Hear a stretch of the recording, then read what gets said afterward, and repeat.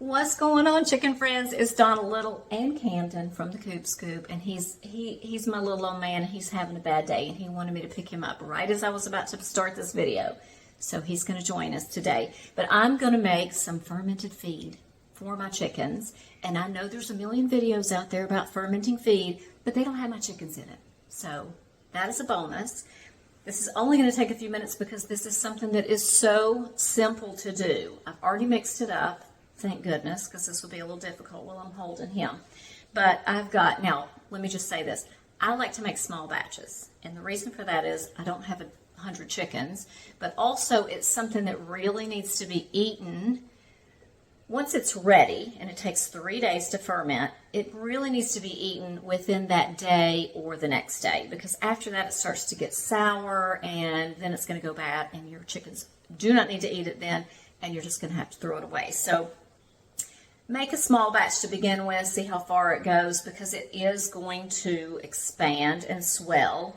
But I'm not actually using their feed. I'm using 6-way scratch, and I've got 2 cups in here, and I have got it filled up about 2 inches above the feed line with filtered water. So you don't want chlorine in there. You want to use filtered water with that. This is going to, be one feeding. So I don't feed this to them. I give them pellets. I don't really like to do their feed because it just turns into a big sloppy pile of mush. And this is something that I can just toss out on the ground in the evening before they go to roost every night, now that the weather is getting colder. And I'll usually kind of just lightly warm it up, and it's just something that sends them off to bed with a full belly of nice warm food.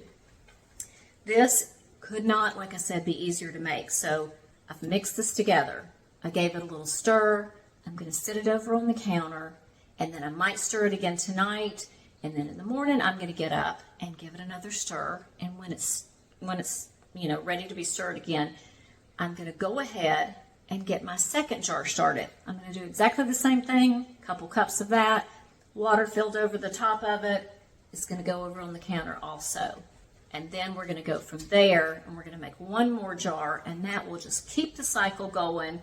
And aside from the fact that your feed, if you decide to do feed or scratch, whatever it is you want to do, is going to go further, which is going to be a money saver for you, it also makes their nutrients in there a little more bioavailable, so it's healthier for them.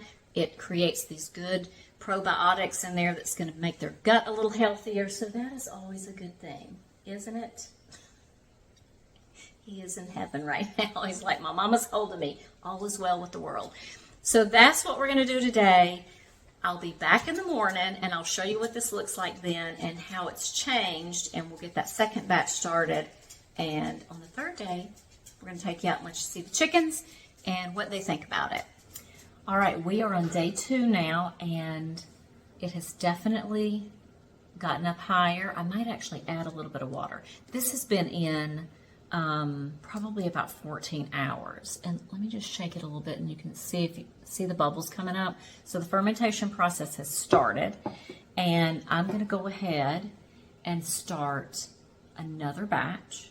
And then when this is on day 3 and the new one is on day 2, I'm going to start another batch. And that is just going to keep my 3-day process going. That's all you got to do, folks. Give it a stir a couple of times a day, and I'll be back tomorrow when it's ready, and I'll take it out and give it to the girls. We've made it to day 3, and our lovely little fermented feed is ready. You can see that we've got some bubbles in there. Excuse the coughing in the background. That is my little sweet Chihuahua that's 18, and he is in congestive heart failure.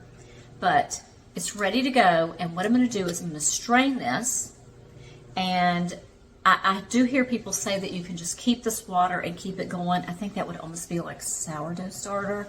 I don't really do that, because once I've dumped this jar, I just go ahead and start a new jar, so the process continues to go. But we're going to get this straining, and then we're going to take it out and see what the ladies think about it. Some of mine have already had it, and I know what they think about it. They love it. And some of them, my little pullets, have never had fermented feed. So we're going to get that outside and you can see my beautiful girls enjoying this little treat. All right, the ladies are going to give it a taste test.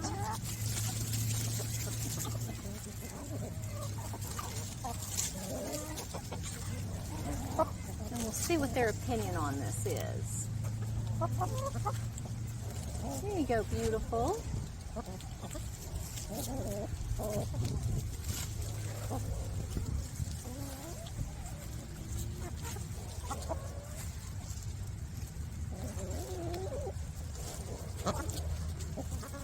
It really honestly smells kind of like beer when it's ready. So it's got a bit of a sour smell to it, but it's not, it doesn't smell bad. So you'll definitely know when it's ready. But obviously the ladies like it. This is good for them. So I'm gonna have to say they have given it 2 wings up.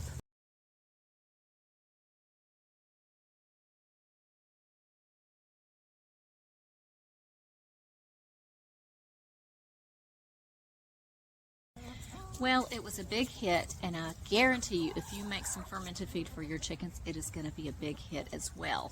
Anything that is going to be more nutritious and delicious is always a win. I hope you guys are enjoying our content, and if you are, stick around, hit that subscribe button and notification bell. Have a fantastic day, guys, and I'll see you in the next video.